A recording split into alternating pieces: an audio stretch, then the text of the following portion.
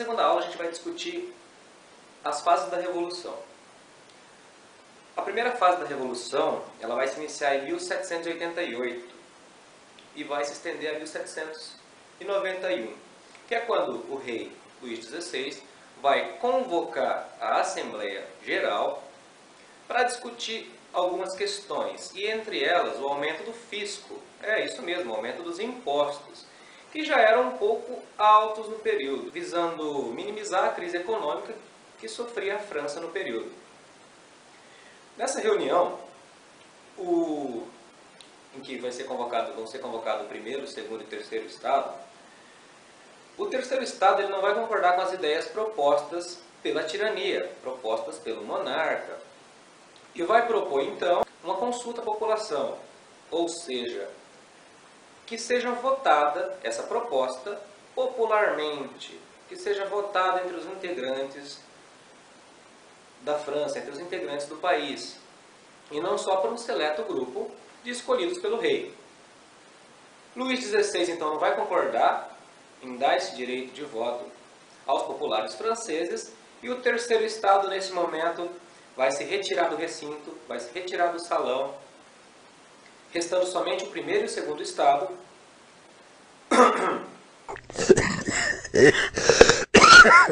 Você acha que ficou melhor? Que passam a fazer partes das reuniões a partir daí, e vai formar a tal da Assembleia Nacional, que só foi ser reconhecida pelo monarca em 1789.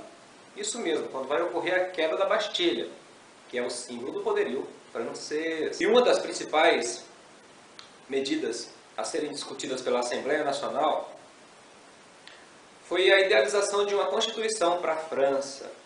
A Constituição aí passa então a ser desenvolvida, a ser formulada, e é também criada a Carta dos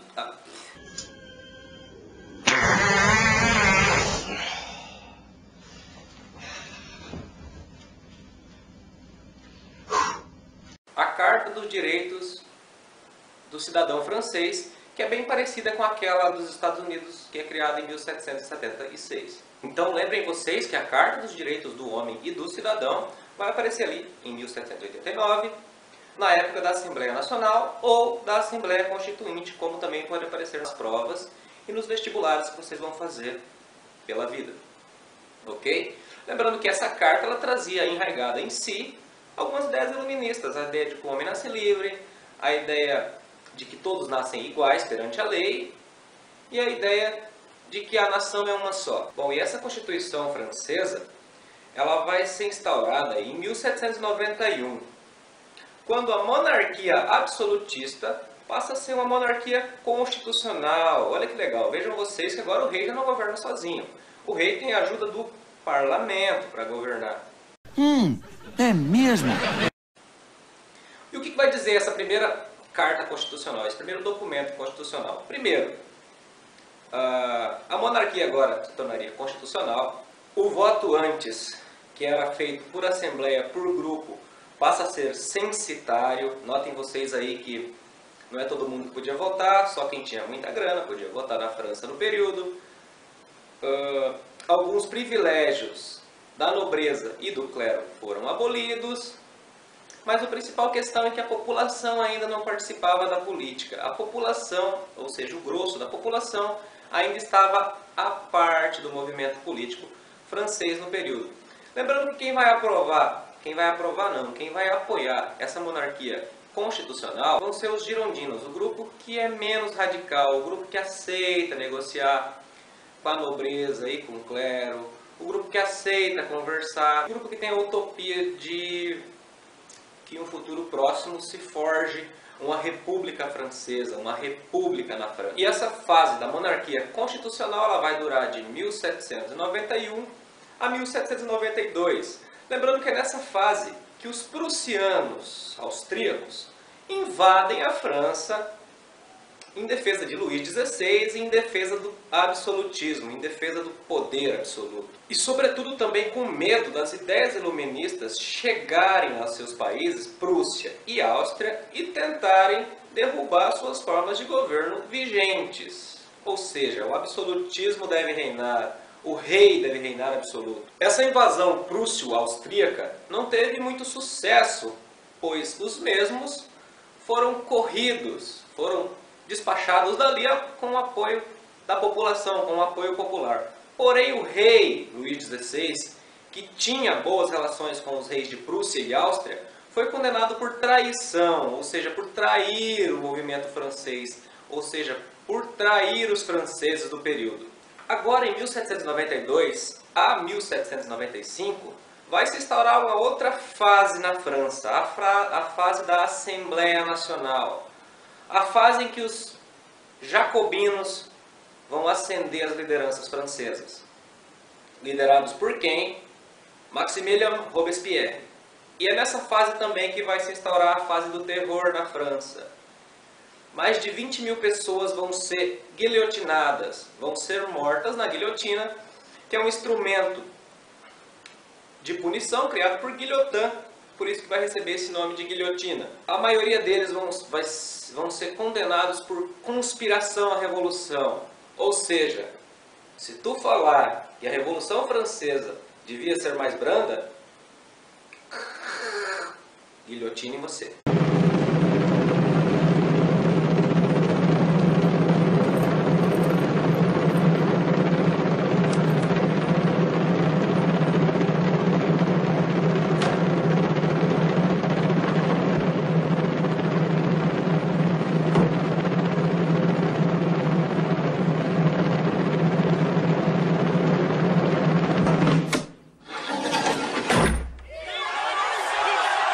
Nessa fase, então, se instaura uma espécie de república francesa e as brigas internas vão se intensificar muito.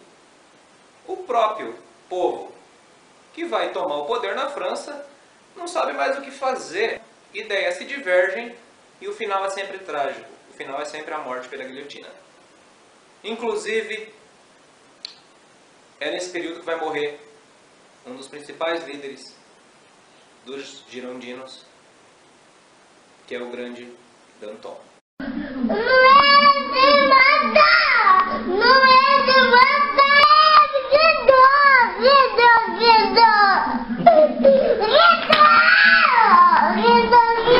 Lembrando que é nessa fase também que é feito o Comitê de Salvação Pública, que vai tentar salvar a economia e a política francesa. Cria-se também a reforma agrária, que ainda não foi instaurada na França. A abolição da escravatura por parte de algumas colônias francesas e também o tabelamento dos preços. É interessante vocês guardarem isso, porque cai nos vestibulares. E com Robespierre no poder, uma nova política instaurada, novas leis, novas regras. Até os meses mudam, o nome dos meses vão mudar por conta desse radicalismo e desse poder opressor do jacobino Maximilien Robespierre. E após a morte de Luís XVI, pondo fim à Era dos Bourbons, encerra-se a monarquia na França por hora, tá? Lembrando que os Bourbons vão voltar lá com Luís XVIII após a captura de Napoleão Bonaparte, mas isso já é uma outra história. Já em 1795 a gente tem um golpe dentro da própria Revolução, ou seja, os girondinos vão derrubar os jacobinos do poder com o apoio do exército francês. E adivinhem vocês o que aconteceu com o maior guilhotinador da história nesse período? O que aconteceu com Robespierre? Guilhotina nele. E é nessa fase que vai se instaurar o diretório na França, ou seja, diretores, em sua grande maioria girondinos, vão ditar as regras na França. Só recapitulando um pouco as fases que a gente estudou até aqui. Assembleia Nacional, o povo debate com o governo em busca de melhorias. Monarquia constitucional, o poder é centralizado sobretudo na mão dos girondinos. Convenção Nacional, o poder agora passa a ser ditado, as regras agora passam a ser ditadas pelos jacobinos. A última fase, que é a fase do diretório, o poder retorna à mão dos girondinos. E em 1789, nem jacobinos, nem girondinos, após 10 anos de revolução, conseguiram controlar totalmente a revolução na França, quem vai ascender ao poder vai ser o jovem militar Napoleão Bonaparte com seu golpe de Estado. E é essa alta burguesia, então, que vai apoiar os militares, apoiar que os militares tomem o poder à França com o golpe de Napoleão, o golpe conhecido como o 18 de Brumário. Mas esse é assunto para nossa próxima aula. Se cuidem, galera, e até lá! Quero mudar o mundo, cruzar os céus e nadar, entender. Séculos passam num segundo, no brilho de um sorriso, tem a